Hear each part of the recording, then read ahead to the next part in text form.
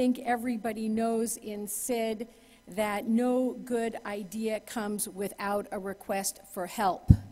So we would welcome you to join with us and help to bring the embassy community closer into the SID-Washington fold. So we'll look forward to being in touch with you to help us with that. Thank you. To provide additional perspective today, we will now share with you a brief clip from a recent SID-Washington panel that captures in 4 short minutes many of the key challenges our community is grappling with as we debate what U.S. foreign aid and smart power will mean in practical field terms. Please enjoy Paul O'Brien of Oxfam, a SID-Washington institutional member and conference sponsor, at his best.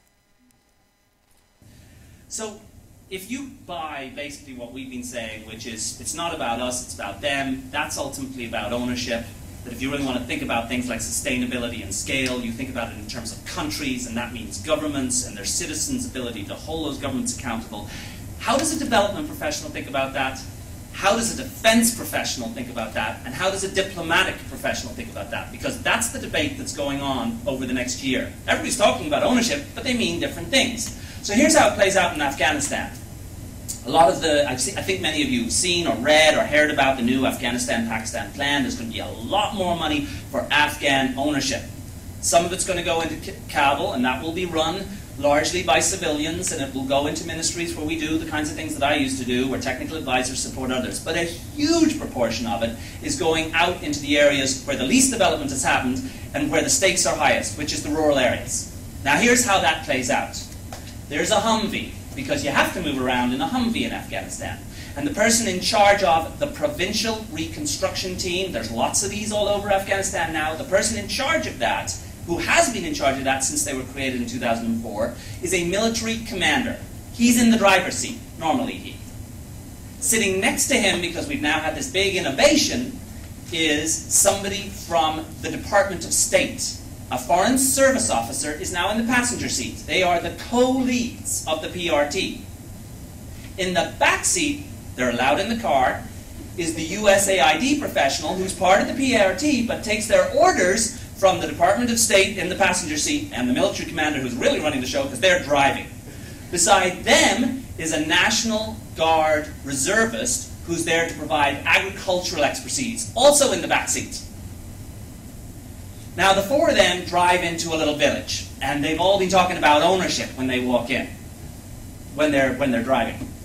They come into the village and they're doing agricultural work because that's part of the mandate. How does the conversation go? Well, the USAID professional who's been basically fighting poverty for 15, 20 years wants to go find where the poor people are and have a conversation about what they need. So they goes and fights farmers and says, what do you need? Well, we've got this program.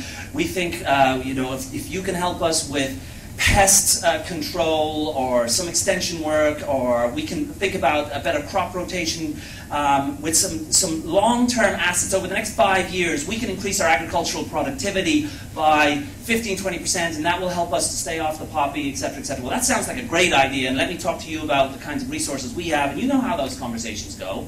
So they've got their plans where hopefully they've been listening to the farmers, that conversation's great, and they come back to the the Humvee, where this is the problem, where the commander who runs the PRT and the FSO officer, who's probably an incredibly thoughtful, well-informed, well-prepared person to be in Afghanistan, has been given the mission, what is in the United States' immediate interests? That's their job.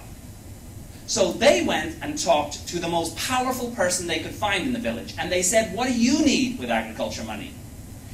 And the local chief said, what I need is a big cold storage thing right beside my farm. Because if I have that cold storage thing, all these farmers, which you need to keep under control so that they don't join the Taliban, are going to need me. You need me powerful. Give me the cold storage. You've got a pile of money, and it's either going to go to long-term agricultural development work, or it's going to go to that nice big cold storage and the empowerment of the local chief. That is the 3D debate that's going on in Afghanistan right now. And I can tell you, when the conversation happens in the Humvee, when they're on their way driving back to wherever their base is, It's very hard if you're in a Humvee to hear anything that's going on in the back seats.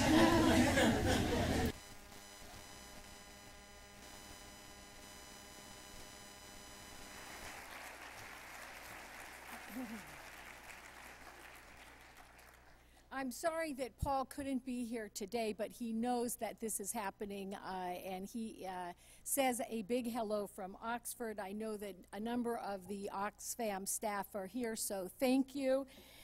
This same panel from which this clip was taken featured with similar thoughtfulness and passion several other leading development thinkers, including Asif Sheikh of IRG, Stacy Young from USAID, and Richard Blue from Social Impact. The entire video, and it is really fun to see, that's just a clip, is available through our website. We also have kind of a YouTube shortened version. And this is the kind of debate and discussion that SID-Washington offers. Enjoy.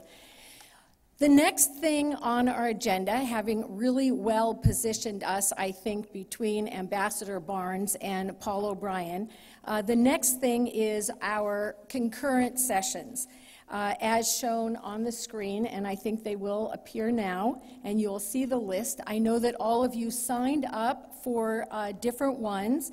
And the maps that you received at registration show you exactly where these are. They basically form a U around the room that we are in. There will be volunteers who can show you the way to each room.